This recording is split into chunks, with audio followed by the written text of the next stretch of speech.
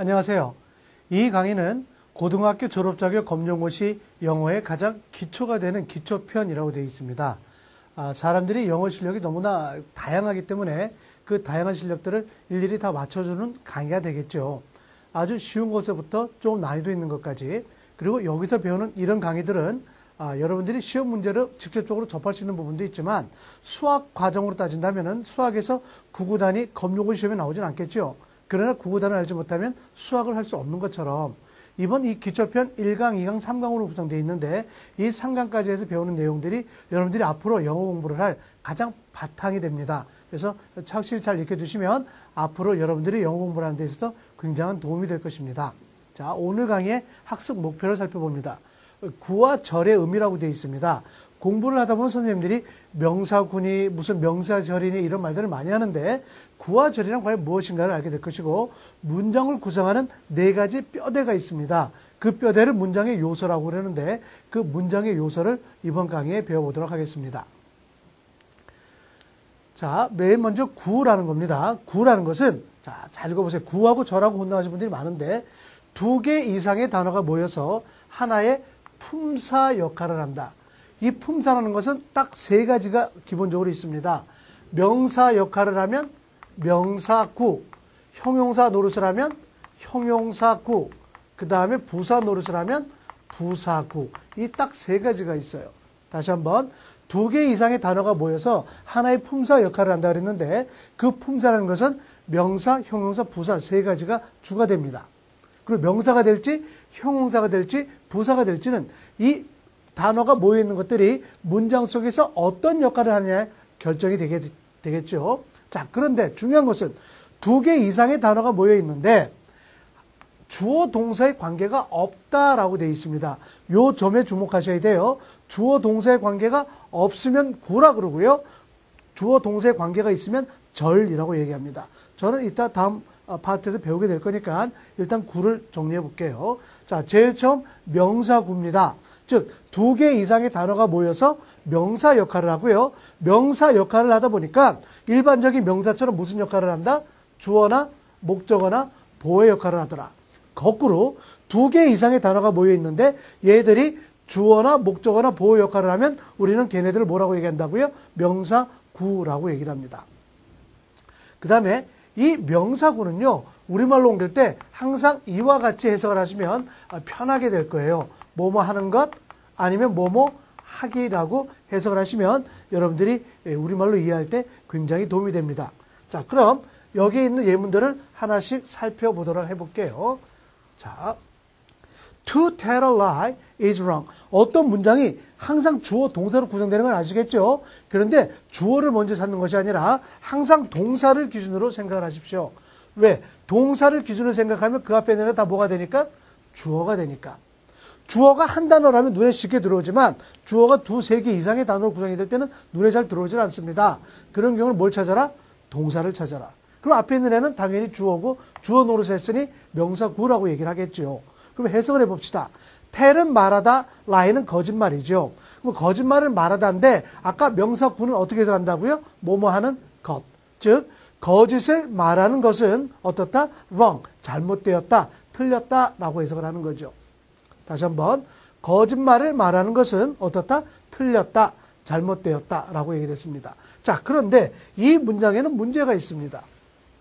어떤 문제가 있냐면 주어가 달랑 이렇게 한 단어나 2단어로 나오면 눈에 보이는데 이와 같이 주어가 길어지면 눈에 들어오질 않습니다. 이건 한국 사람뿐만 아니라 영어를 모국어로 쓰는 사람 입장에서도 마찬가지죠. 그래서 이 문장은 이와 같이 바꿔 쓰는 것이 일반적입니다. 어떻게 바꿔 쓰냐면 이 주어를 간단하게 it 하고 써주는 거예요. 그리고선 it is wrong 하고 쓰면은 얼마나 쉬워졌습니까? 그건 틀렸어. 그건 잘못되었어 하고 글의 내용이 한눈에 쑥 들어오죠. 단 그것의 내용이 뭔지 모르니까 그것의 내용을 뒤에다 써줘야죠. To tell a lie. 그래서 이 경우에 앞에 있는 요 it을 무슨 주어라고 얘기한다? 원래 주어가 있는데 가짜로 들어갔으니까 얘를 뭐라고요? 가주어라고 얘기하고 뒤로 물러난 to tell a lie는 진짜 주어라고 얘기합니다. 그래서 투부정사나 혹은 동명사나 접속사 대시근의 긴 문장들이 왔을 때는 주어를 간단하게 뭘로 고쳐줄 수 있다? it 하고 고칠 수 있다는 걸 기억하시고요. 그래서 it 다음에 투부정사가 나오면 가주어 진주어구나 해석을 할 때 그건 틀렸다. 근데 그게 뭐라고요? 거짓말하는 것 정도로 이해할 수 있으면 되겠습니다. 두 번째 문장 볼까요? 그 남자는 좋아합니다. 뭘 좋아할까요? 여기도 역시 to 부정사라는 게 목적어 노릇을 하고 있죠. 얘는 수영을 좋아한다고 해석하시면 안 됩니다. 스윙은 수영하다죠. 수영하는 것을 좋아한다. 역시 뭐뭐 하는 것이라고 우리말로 해석이 됐습니다. 그는 좋아합니다. 뭐를요? 수영하는 것을. 동사의 대상이 되는 말 목적어라는 다 그랬죠? 목적어 역할을 했습니다. 자, 그 다음 my job, 나의 직업은 입니다. 뭐라는 얘기예요? teaching English, 영어를 가르치는 것입니다. 얘가요, 비동사 더하기 ing처럼 보여서 이게 뭐라고요? 진행형처럼 보이시는 분도 물론 계실 겁니다. 자, 그러면 진행형으로 해석해 볼게요. 진행형은 뭐뭐 하고 있는 중이다죠? 해설해 볼까요? 나의 직업은 영어를 가르치는 중이다. 말이 되지 않죠? 무슨 말씀이냐면 비동사 더하기 ing가 나오면 이 두 단어가 합해서 현재 진행형 혹은 과거 진행형과 같은 동사가 되지만 지금은 teaching까지가 동사가 아니라 is 하나만 달랑 동사고 요 뒤에는 우리가 앞으로 배워야 할 동명사라는 게 나온 것입니다. 진행형을 만드는 ing와 동명사는 똑같이 생겼지만 고민할 건 없어요. 하고 있는이라고 해석해서 말이 안 되면 뭐뭐 하는 것 하고 해석하시면 구분이 쉽게 될 테니까요. 나의 직업은 영어를 가르치는 중이다. 말이 안 되겠죠? 그래서 나의 직업은 영어를 가르치는 것이다 라고 해석을 했습니다. 이와 같이 투부정사나 동명사 같은 것들이 명사구를 이루어서 1번 문장은 뭐로 쓰였습니까? 주어로 쓰였고요. 2번 문장에서는 목적어, 3번 문장에서는 주어를 보충 설명하는 주격 보어로 활용이 됐습니다. 주격 보어란 건 뭐예요? 내 직업이 뭐다? 영어를 가르치는 것이라고 주어를 보충 설명하기 때문에 그랬죠. 자, 문장을 치우고 다시 한번 간단하게 설명을 드릴게요. 영어를 처음 공부하시는 분들이 이런 용어들을 많이 어려워하시기 때문에 다시 한번 차분차분 얘기를 해볼게요. 2개 이상의 단어가 모여서 하나의 품사 역할을 한다. 그런데 그 속에 주어와 동사가 없다. 우리는 걔를 뭐라고 부른다? 구라고 부른다. 구에는 3가지가 있더라. 명사구, 형용사구, 부사구. 가장 먼저 명사구를 설명드렸습니다. 명사구는 문장 속에서 무슨 역할을 한다? 명사처럼 똑같이 주어나 목적어나 보호 역할을 하기 때문에 그래요. 그래서 1번 예문에서처럼 거짓말을 말하는 것, 주어로 쓰였습니다. 뭐뭐 하는 것이라고 해서 잘했으니까 거짓말을 말하는 것은 잘못되었다. He liked to swim. 그는 좋아한다. 수영하는 것을 목적어로 쓰였고요. My job is, 나의 직업은입니다. 뭐라는 거죠? 영어를 가르치는 것 하고 주어를 붙여 설명하는 주격 보호로 활용이 됐습니다. 자, 이번에는 형용사구입니다. 형용사구는 뭐라고요? 명사를 수식하는 역할을 한다. 항상 형용사는 명사를 수식하는 게 형사였잖아요. 그죠? 여기 보시면 in the vase라는 단어가 뒤에서 앞에 있는 flower, 꽃이라는 주어 겸 명사를 설명하고 있습니다. 형용사는 항상 어떤 받침으로 끝난다고요? 니은 받침으로 끝납니다. 자, 형용사는 우리말로 옮길 때 항상 무슨 니은 받침이나 뭐뭐의로 해석이 됩니다. beautiful 그러면 아름다운 그러죠. 아름답다 라고 해석하시면 안 됩니다. beautiful, 아름다운, pretty, 이쁜, handsome, 잘생긴, kind, 친절한 이와 같이 형용사는 거의 다 우리말로 옮기면 니은 받침으로 끝난다는 것 잊지 마시고요. 간혹 의가 들어가는 말들도 있습니다. 자, 이 문장 볼게요. The flowers in the vase. vase는 꽃병이에요. 그래서 꽃병 속에 있는 하고 니은 받침 들어가게 해석을 했죠. 꽃병 속에 있는 그 꽃들은 are really 백합들이다. 원래 백합은 이렇게 생겼는데 복수형이 되면서 이게 IES로 변해버린 거죠. lilies. 자, 꽃병 안에 있는 꽃들은 백합들이다 하고 됐고요. 명사 flower를 꾸며줬고요. 지금도 마찬가지입니다. reading a book이 뒤에서 앞에 있는 이 boy를 꾸며주고 있네요. 책을 ing 붙었죠. ing는 아까 2가지가 있다고 그랬죠. 진행형을 만드는 ing가 있고 명사 역할하는 동명사가 있는데 일단은 뭐뭐 하고 있는 이라고 해석해보라 그랬어요. 책을 읽고 있는 소년. 말이 되죠? 그래서 얘는 형용사 구가 돼서 앞에 있는 boy를 꾸며주고 있습니다. 책을 읽고 있는 소년은 내 아들입니다. 자, 지금 이런 거 왜 배운다고요? 해석을 원활하게 하기 위해서 배우시는 거예요. 얘가 형용사국에 부사국에 구분하라. 그런 시험 문제는 없습니다. 얘들의 의미를 알아야 해석이 되니까. 그 다음엔 여기서는 언급이 안 돼 있지만 이 형용사 구는 보호 역할도 합니다. 자, 예문 하나 써볼게요. The pen is of use 해볼까요? 이 of use라는 단어는 한 단어로 useful, 쓸모 있는 이라는 말입니다. 따라서 볼게요. 그 펜은요, 어떻다고요? 쓸모 있습니다. 누가? 펜이 쓸모 있다는 말에 주격 보호로 활용이 됐죠. 이 부분은 수고로 나오는 거 기억하세요. of use는 뭐라고요? useful 하고 바꿀 수가 있죠. 물론 이와 같은 스타일로도 나올 수 있습니다. The pen is of no use. of no use는 뭐겠어요? 쓸모가, 얘가 of use가 쓸모 있는이니까 of no use는 쓸모 없는 이란 말이 되겠죠. 그리고 얘는 이렇게 바꿔줄 수 있어요. useless라는 말로 바꿔줄 수가 있는데 of use가 오든 of no use가 오든 둘 다 뭐로 쓰였다? 주격 보호로 활용이 되기도 합니다. 물론 목적격 보호로 활용이 되기도 하고요. 그런 예들은 우리 기본서 할 때 다시 한번 배울 거고요. 여기서는 용어만 일단 배우시는 거예요. 구에는 지금 명사구 배웠고요. 뭐가 있다? 형용사구가 있다. 형용사구는 뒤에서 이렇게 명사를 수식하기도 하지만 이렇게 보호 역할도 하는 애들도 있구나 하고 그냥 이해만 하고 넘어가시면 됩니다. 자, 이제 세 번째 부사구입니다. 부사구는요, 저랑 영어 수업을 하다 보면 여러분들이 이 장, 방, 시라는 말을 무지한히 듣게 될 겁니다. 영어의 어떤 단어나 어구가 장소, 방법, 시간 등을 나타내면 영어에서는 걔네를 뭐라고 얘기한다? 부사라고 얘기합니다. 즉 단어가 2개 이상 모여서 하나의 품사 역할을 하면 구인데 얘네는 장소, 방법, 시간을 나타내는 게 뭐라고요? 부사구라고 얘기합니다. 부사구는 문장을 수식하는 요소이기 때문에 문장의 주 요소는 들어가지 않고요. 항상 그 앞에서 이렇게 끊어 보시면 해결이 됩니다. 자, 봅시다. His house, 그의 집은 stand, 서 있습니다. 물론 stand는 일어서다라는 뜻도 있지만 지금은 위치해 있다라고 보면 되겠죠. 그의 집은 위치해 있습니다. 어디에? Behind the church. Behind라는 말은 뭐뭐의 뒤에라는 뜻이죠. 어디 뒤에 있다고요? 교회 뒤에 있습니다. 교회 뒤라는 뜻에 뭐가 됐습니까? 장소를 나타내는 말이 됐죠. 다시 한번 볼까요? There are many students. 많은 학생들이 있습니다. 어디에요? In the room. 방 안에. 역시 뭘 나타냈습니까? 장소를 나타냈습니다. 세 번째 예문. He solved the problem. solve는 풀다, 해결하다라는 단어입니다. 그는 풀었습니다. 그 문제를. In this way 하면 이런 방법으로. 얘는 뭘 나타내요? 그러면 방법을 나타내는 부사구구나 생각하시면 되겠고요.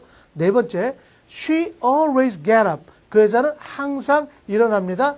early, 일찍. 언제? in the morning. 얘는 뭘 나타냈습니까? 시간을 나타내는 말이죠. 자, 여기서 한 가지 주목합시다. 눈치 빠르시면 알아볼 수 있는데 요 behind나 in, 여기도 in이에요. 그렇죠? 이와 같은 단어들을 뭐라고 부르냐면 영어에선 전치사라고 부릅니다. 혼자서는 뜻이 없고요. 다른 단어와 만났을 때 비로소 하나의 뜻을 갖게 돼요. 여러분들 in이라는 단어를 보면 아내라고 맨날 생각하시잖아요. 그렇죠?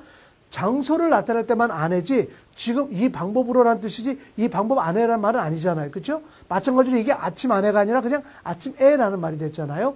전치사는 혼자서는 뜻이 없어요. 이런 전치사는 뒤에 항상 명사나 혹은 대명사나 혹은 동명사 ing형을 데려오게 되어 있습니다.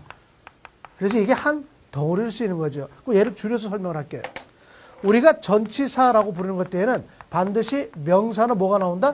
동명사는 ing형이라고 그랬습니다. 대명사는 명사랑 같은 거니까 이 속에 포함됐다고 보고요. 얘는 항상 한 덩어리로 쓰여서 형용사 아니면 명사 역할을 하게 되어 있습니다. 형용사 아니면 부사 역할을 하게 되어 있습니다.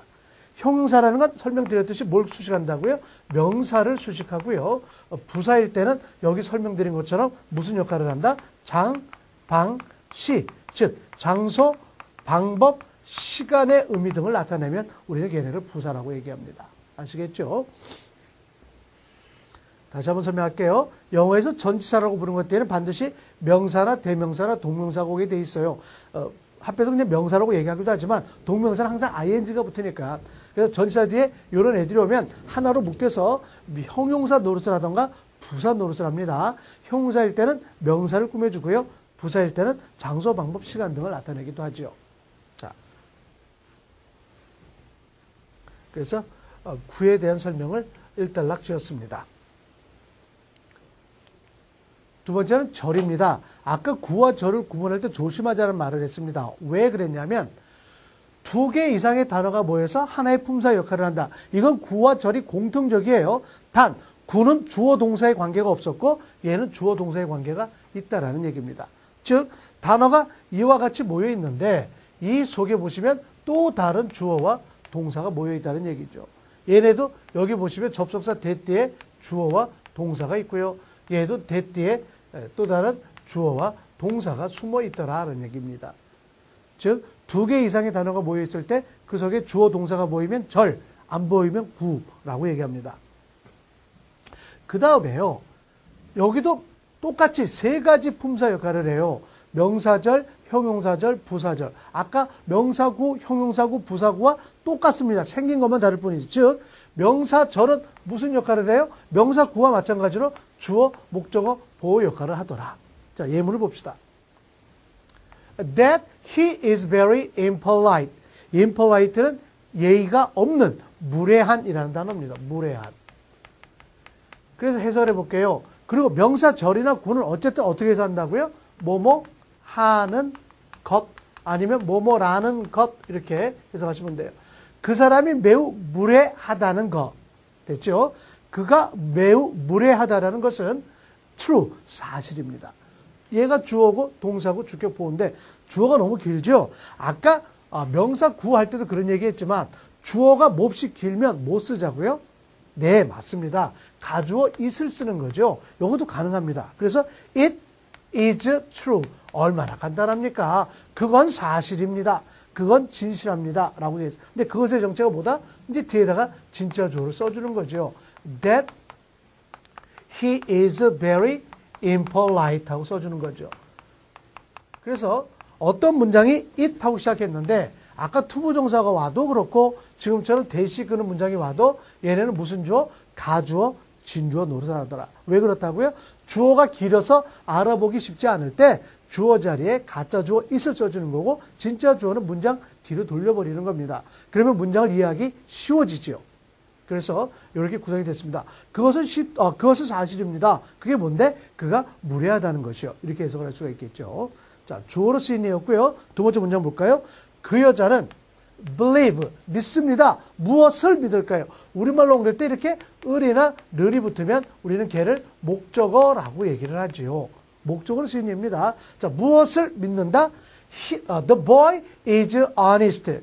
그 소년이 정직한이란 단어니까 그 소년이 honest, 정직하다는 것을 믿습니다. 이렇게 해석이 되겠죠. honest는 정직한이라는 단어예요. 다시 한번 해석해 볼까요? 그 여자는 믿습니다. 속으로 생각해봐. 무엇을 믿느냐 이거죠. 우리말로 옮길 때 을을이 붙으면 우린 걔를 뭐라고요? 목적어라고 얘기하니까 the boy is honest. 소년이 정직하다는 걸 믿습니다. 자, 세 번째 예문 opinion이라는 단어예요. opinion은 의견이라는 단어죠. 자, 그의 의견은 무엇이다? That the project must go on. 프로젝트는 우리말로도 프로젝트라고 많이 그러죠. 어떤 사업이나 공부를 하기 위한 그 근본적인 계획들을 프로젝트라고 불러요. 그러니까 이걸 뭐 굳이 우리말로 계획이라고 해석할 필요 없겠죠. 자, 그 계획 혹은 그 프로젝트가 must go on. go on은 계속되다. must는 뭐뭐 해야만 한다니까 그 계획이 계속되어져야만 한다는 것입니다. 라고 설명을 해줬습니다. 누구를? 주어를 설명한 거죠. 즉, 그 사람의 의견이 뭐라고요? 그 계획은 계속되어져야 한다는 것. 계속되어져야 한다는 것이 그의 계획, 의견이 되겠죠. 그래서 주어와 같은 거니까 주격 보호라고 얘기할 수 있습니다. 자, 주어 다시 한번 볼게요. 문장이 길어져서 알지 못하게 되는 것은 명사구나, 명사절이나 형사구나, 형사절이나 이런 것들이 막 뒤섞여 있으니까 그래요. 걔네들을 알아보는 게 중요하죠. 그리고 이렇게 절이 나오려면 반드시 앞에 뭐가 붙어 있더라? 접속사가 붙어 있고 접속사 대시 가장 흔한 경우예요. 그래서 그 사람이 매우 무례하다는 것은 주어니까 그가 매우 무례하다는 것은 어떻다? 사실입니다. 그녀는 믿습니다. 그 소년이 정직하다는 것을. 그의 의견은 입니다. 그 프로젝트는 계속 되어져야만 한다는 것입니다. 잊지 마세요. 명사구나 명사절은 항상 어떻게 해석하자? 뭐뭐 한다는 것, 뭐뭐 하는 것 이런 스타일로 해설해 주시면 좋겠죠. 자, 이제 형용사절을 설명드리겠습니다. 형용사 구가 명사를 꾸며준 것처럼 형용사 절도 뭡니까? 명사를 꾸며줍니다. 자, 어디서? 명사 뒤에서 이와 같이 명사를 꾸며주는 거죠. 하우스 집이죠. day 날 명사죠. town 마을 명사입니다. 이때 여기 있는 이 which나 when이나 where 이런 애들은 나중에 배우게 되겠지만 의문사가 아니라 관계대명사 혹은 관계부사라고 부르는데 해석을 하지를 않습니다. 없어져야 된다는 얘기가 아니라 해석을 하지 않아요. 원래 which는 어느 것, when은 언제, where는 어디에 라는 말이지만 얘는 해석을 하지 않습니다. 자, 보세요. 이것은 집입니다. 어떤 집이래요? My uncle, 나의 삼촌이 살고 있는 집입니다. 어떻게 해석했다고요? 형상사 니은 받침이니까 나의 삼촌이 살고 있는 집이에요 하고 해석이 됐죠. which 어느 것이라고 해석이 안 됐죠. 자, when은 언제라는 말이면 해석하지 않습니다. 일요일은 날이다. 어떤 날이래요? We go to church. 우리가 교회에 가는 날이다. 보세요. 언제라고 해석하지 않죠? 일요일은 우리가 교회에 가는 날이다. 이렇게 해석이 되는 거죠. 세 번째, 타운은 마을이었죠. 이것은 마을인데 어떤 마을이다? I was born. 내가 태어난 마을이다. 비동사 뒤에 이렇게 born 하고 쓰면은 얘는 태어나다라는 표현이에요. 그리고 자신이 태어난 건 항상 과거 얘기를 테니까 이렇게 I was born 과거시를 쓰이죠. 이것은 내가 태어난 마을이다. 아시겠죠? 자, 관계 대명사라고 부르는 의문사처럼 생긴 애들이 나오면 걔는 뒤에서 앞에 있는 요 꾸며주는구나. 그리고 해석을 하지 않는구나 정도를 알아보시면 되겠습니다. 자, 이제 세 번째 부사절입니다. 부사절은요, 시간, 이유, 조건, 양보. 얘네 네 가지가 가장 많이 쓰이는 거예요. 시간, 이유, 조건, 양보 등의 부사 역할을 한다.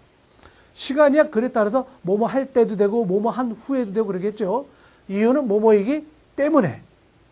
이유는 뭐뭐이기 때문에가 이유를 나타내는 말이니까요. 즉, 이 시간, 이유, 조건, 양보 등은 그걸 나타내는 접속사가 있다는 얘기예요. 즉, 시간을 나타낼 때는 가장 대표적인 게 when이에요. when은 뭐뭐 할 때라는 말인데 이게 붙으면 아, 시간을 나타내는 부사절이구나. 얘랑 똑같은 게 뭐다? as가 있다는 얘기죠. 그런데 after라는 말이 왔어요. after는 뭐뭐 한 후에. 얘의 반대말은 before. before는 뭐뭐 하기 전에 이런 말이 되기도 하고. 혹은 while이라는 말도 있어요. while은 뭐뭐 하는 동안. 그 다음에 till 혹은 until이라는 단어도 있어요. 이거는 뭐뭐 할 때까지. 그 다음에 since라는 단어가 있습니다. since는 뭐뭐한 이후로 라는 뜻이죠. 이런 말들이 대표적으로 시간을 나타내는 말들이에요. 얼른 잘 적어 놓으세요. 잘 적어 놓으시고 얘네들이 붙으면 아, 시간을 나타내는 부사절이구나 라고 생각하시면 되겠고, 주의하실 점은 여기 있는 이 as는 뭐뭐 할 때라는 뜻만 아니라 다른 뜻도 갖고 있고요. 여기 있는 since도 뭐뭐한 이후로 말고 다른 뜻도 갖고 있으니까 잘 유념해서 기억하셔야 됩니다. 잘 정리해 두세요. 자, 시간을 나타내는 접속사 살펴봤고요. 그 다음에 이유를 나타내는 접속사를 살펴볼게요. 이유를 나타내는 접속사의 가장 대표 주자는 여러분도 아다시피 because죠. 뭐뭐이기 때문에 하고 생각하시면 되겠고요. 이 because와 같은 역할을 하는 게 바로 뭐다? as. 아까 as는 when의 의미도 있다고 그랬지만 얘도 뭐뭐 때문에라는 뜻도 있어요. 그 다음에 충격받지 마십시오. 자, since였습니다. since가 조금 전에 뭐뭐한 이후로 그랬는데 since도 뭐뭐이기 때문에 라는 말로 쓰기도 하고요. 마지막 하나 잘 쓰이진 않지만 얘도 now that 이라는 두 단어가 뭉쳐서 뭐뭐이기 때문에 라는 의미를 가지니까 요 네 단어가 대표적으로 뭘 나타내는 접속사? 이유의 부사절을 나타내는 접속사구나. 역시 정리를 해주세요. 얘는 네 개가 다 같은 뜻으로 보십니다. 이번에는 조건을 나타내는 접속사를 설명할게요. 조건은 아다시피 우리말로 옮기면 만약 뭐뭐라면에 해당하는 말이고 여기에 해당하는 접속사가 바로 뭡니까? 그렇죠? if가 되겠죠. if가. 그 다음에 얘의 반대, 즉 만약에 뭐뭇이 아니라면 이라고 해석을 할 때는 당연히 if 뒤에 not이 붙어 있으면 되겠지만 이걸 한 단어로 어떻게 나타납니까? unless라는 단어가 있죠. unless라는 단어가 혼자서 not의 의미를 포함하고 있습니다. 그래서 unless 뒤에 얘처럼 not을 써주면 돼야 한대요? 당연히 되지 않겠죠. 그래서 조건을 나타내는 접속사 두 가지 배웠습니다. if와 unless. 자, 이 부분도 우리가 기본서에 들어가면 접속사 파트에서 다시 한번 배울 거예요. 자, 이번에는 양보입니다. 요 양보라는 말을 학생들이 이해하기가 참 힘들어 하십니다. 양보는요, 우리말로 옮길 때 이와 같이 해석이 됩니다. 비록 뭐뭐일지라도, 아니면 뭐뭐임에도 불구하고 라고 해석을 하는 부분이지요. 그래서요, 여기에 해당하는 접속사가 바로 그 유명한 though가 있고요. 똑같은 게 although가 있고요. 그 다음에 even though가 있고요. 그 다음에 even if가 있습니다. 자, 여기서 한 가지 눈에 들어오는 게 뭐냐면 though가 대표적인 양보를 나타내는 접속사인데 although에도 though가 있고 even though에도 though가 들어가 있어요. 그렇죠? 아, 그러면 though가 들어가면 양보를 나타내는 접속사구나 라고 우리가 알 수 있겠고 even if 정도만 조심하면 되겠습니다. 자, 그러면 여기 써져 있는 4개의 부사절을 설명을 해드리도록 하겠습니다. 자, 일단은 접속사 앞에서 항상 끊는 것 잊지 마세요. She stayed at home. 그녀는 집에 머물렀습니다. Because she was ill. 그녀가 아프기 때문에. Because가 이유를 나타내니까 이유의 부사절이 되겠죠. 두 번째 문장. if 딱 보는 순간 아, 얘는 조건이구나. 만약에 뭐뭐라면. 즉, if it is fine tomorrow. 만약 내일 날씨가 맑다면 we'll play baseball. 우리는 야구를 할 겁니다. 자, 그 다음에 The girl stayed there. 그 소녀는 stay, 머물렀습니다. 거기에. Until her mom came back. until이 뭐라고요? 뭐뭐 할 때까지였죠. 아, 그러면 얘는 뭐다? 시간을 나타내는 부사절이구나. 엄마가 came back. 돌아오실 때까지 거기에 머물렀습니다. 자, 네 번째 예문. 아, though가 보입니다. 비록 뭐뭐일지라도. Though she is very poor. 비록 그녀가 무지 가난하다 할지라도 she likes to help other. 다른 사람 돕기를 좋아합니다. 그렇죠? 그리고 여기서 보신 것처럼요, 부사절을 앞에 와도 되고 뒤에 와도 상관이 없습니다. 그거는 문장의 구성따라 지 마음대로 하시면 되는 부분들이니까, 왜 앞에 있지, 왜 뒤에 있지 고민하지 마시고요. 바꿔서도 상관없는 부분들입니다. 자, 마지막 네 번째가 뭐였죠? 예, 양보를 나타내는 부사절이었어요. 다시 한번, 아프기 때문에 집에 머물렀다. 내일 날씨가 좋다면 우리는 야구를 할 것이다. 소녀는 거기 머물렀다. 엄마가 came back, 돌아올 때까지. 비록 그녀가 매우 가난하다 할지라도, 그녀가 매우 가난한데도 불구하고 그 여자는 좋아합니다. help other, 다른 사람 돕기를 하고 해석을 했죠. 해석을 자연스럽게 하기 위해서 이와 같은 것들을 배우는 거예요. 그러니까 앞서 제가 시간의 접속사, 이유를 나타내는 접속사, 조건을 나타내는 접속사, 양보를 나타내는 접속사 쭉 적어드렸잖아요. 그죠? 잠깐 멈춤이라고 적어놓으시면 돼요. 그런 단어들을 자꾸 외우고 익혀 두셔야 이해가 빨라지겠죠. 자, 이번에는 문장의 형식에서 첫 번째 문장의 요소에 대해서 배우시겠습니다. 문장의 형식이 길기 때문에 1강에서는 문장의 요소 4가지만 살펴보고 2강에서 이제 문장의 형식에 따른 공부를 하게 될 겁니다. 자, 문장의 요소는요, 문장을 이루는데 꼭 필요한 주어, 동사, 목적어, 보어, 이 4가지를 문장의 4요소라고 얘기를 합니다. 주어는요, 보다시피 subject라는 단어에 머리 글자 s를 씁니다. 뭐의 약자인지 신경 쓰지 마십시오. 그냥 주어는 s입니다. 동사의 주체, 주인이라는 얘기죠. 항상 우리말로 은는 이가가 붙고요. 은는 이가가 붙어요. 그리고 주어가 될 수 있는 말에는 아까도 봤잖아요. 명사, 대명사, 명사 상당어구. 이 명사 상당어구가 아까 얘기했던 명사 구나 명사 절이 해당되는 거죠. 주어는 뭐라? S. 그리고 동사의 주체가 되고 우리말로 옮길 때 반드시 은는 이가가 붙더라. 그 다음에 주어가 될 수 있는 말은 뭐다? 명사, 대명사, 명사구나 명사절 합해서 명사 상당어구. 봅시다. She is a kind teacher. 그 여자는, 하는 주어니까 그 여자는 친절한 선생님이다. 대명사가 주어로 쓰인 이었습니다. 이것도 볼까요? Tom and I. 탐은 명사, I는 대명사죠. 탐과 나는 어떻다? 좋은 친구입니다. 라고 해석을 할 수가 있었습니다. 주어는 S라고 썼습니다. 주어는 S라고 썼어요. 자, 이번엔 동사입니다. 동사는 V라고 쓰고요. 주어의 움직임이나 상태를 나타낸다. 학생들은 동사 그러면 움직임만 나타내는 말인 줄 알지만 I like her. 나는 그녀를 좋아해요. 할 때 like, 좋아한다는 말은 어떤 움직임이 보이는 거 아니죠? 내 마음의 상태를 나타내기도 한다는 얘기입니다. 자, 동사 볼까요? Many students, 많은 학생들이 play soccer. 뭘 한다고요? 축구를 합니다. play가 동사였죠. The weather, 날씨가 어떻다고요? fine today, 오늘은 맑습니다. 얘는 동작을 나타내는 단어였죠. 축구하면 동작이 보이니까. 그러나 날씨가 맑다는 건 하나의 뭡니까? 상태를 나타내는 말이죠. 자, 기억하세요. 그리고요, 동사는 크게 두 가지가 있다는 걸 기억하세요. 주어 자신을 설명하는 자동사. 누굴 설명한다고요? 주어 자신을 설명하는 자동사.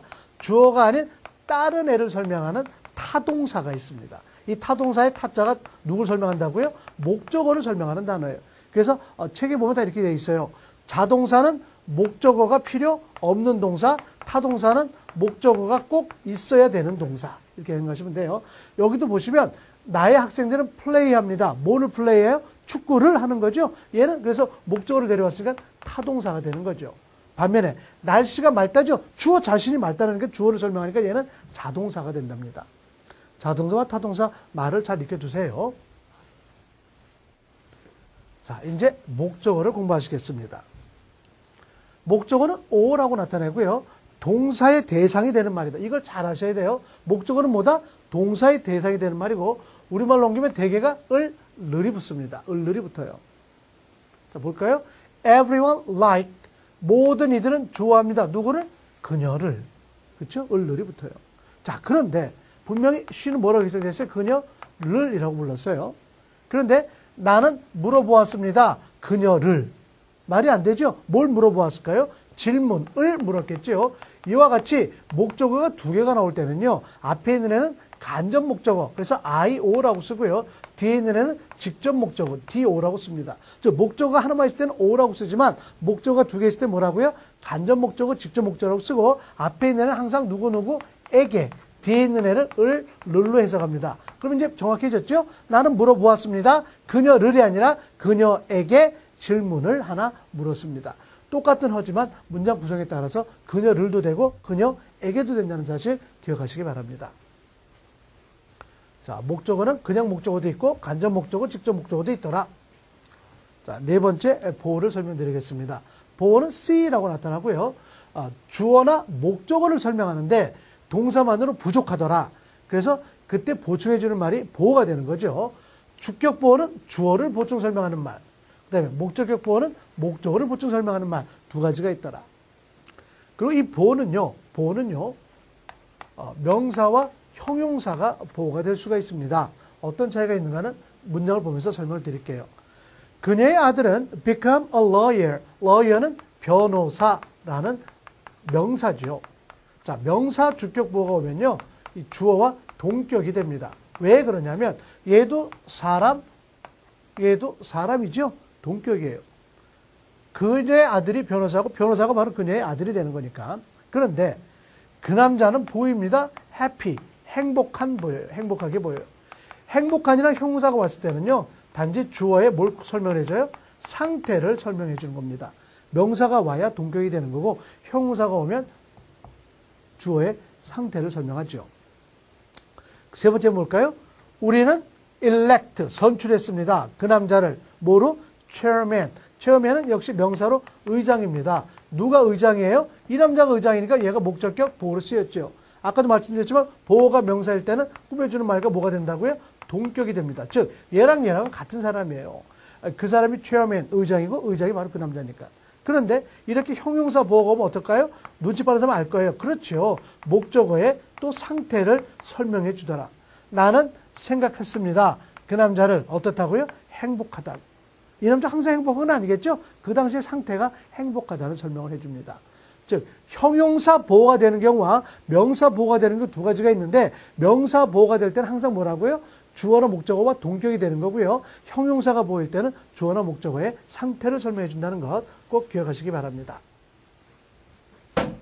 자, 그래서 문장에 내어서 주어, 동사, 목적어, 보어 네 가지를 살펴봤고요. 얘들이 어떻게 문장의 형식을 구성하는가를 설명해 드릴게요. 보세요. 문장의 형식은 동사의 종류에 따라 크게 5가지가 있더라. 그래서 여기 표가 나와 있죠. 보세요. 동사는 아까 얘기했지만 주어 자신을 설명하는 무슨 동사가 있다? 자동사가 있다. 그 다음에 주어가 아닌 다른 애가 누구라고요? 목적어를 필요로 하는 타동사가 있더라. 그런데 이 자동사에는 완전하게 주어를 설명하는 완전 자동사가 있고요. 완전한 게 있으면 또 뭐도 있겠어요? 불완전한 자동사도 있겠죠. 그래서 문장 구성을 보면 주어 동사인데 얘가 주어를 완전하게 설명해 주면 다른 말이 필요가 없습니다. 물론 뒤에 장방시, 장소, 방법, 시간 이런 부사금 들어올 수 있지만 얘네는 문장 요소가 아니니까 신경 쓸 필요가 없지요. 자, 동사가 주어를 완벽하게 설명해줘서 완전 자동사예요. 그런데 불완전 자동사는 지가 주어를 설명해줘야 하는데 불안하니까 뭐가 필요해요? 이와 같이 주격, 보호를 데려오는 거죠. 불안하니까 보충 설명 받아야 되니까. 자, 그 다음에 타동사는요, 반드시 목적어가 있어야 됩니다. 그래서 이 완전 타동사 할 때 이 완전 타동사는 지가 목적어를 완전하게 설명하니까 다른 말은 필요가 없어요. 반면에 수요 동사는 동사가 있는데 아까 특이하게 목적어 두 개 오는 경우가 있었죠. 누구누구에게 무엇을 아니면 를 하고 해석이 되는 간접 목적어, 직접 목적어 두 개 오는 동사가 있는데 얘를 무슨 동사다? 수요 동사라고 불러요. 수요 동사도 완전 타동사의 일종인데 완전 타동사는 목적어 한 개만 오지만 얘는 목적어 몇 개? 이렇게 두 개가 오더라. 기억하시면 되겠고요. 불완전 타동사입니다. 불완전 타동사. 불완전하면 뭐가 필요하다고? 보호가 필요한 거예요. 이 동사가 목적어를 설명하는데 불안하니까 뭘 데리고 왔다고요? 목적격 보호를 데려왔다는 것. 잊지 마시기 바랍니다. 영어에 있는 거의 모든 문장이 이와 같이 5가지 형식에 들어간다는 걸 기억하십시오. 자, 자동사와 타동사가 있고 완전 자동사, 완전하게 주어 자신을 설명하더라. 불완전 자동사, 불안하니까 보호를 데려왔더라. 완전 타동사, 완전하게 목적어를 설명하더라. 수요동사, 희한하게도 목적어가 몇 개? 2개가 오더라. 앞에 있는 애 간접 목적어, 뒤에 있는 애는 직접 목적어.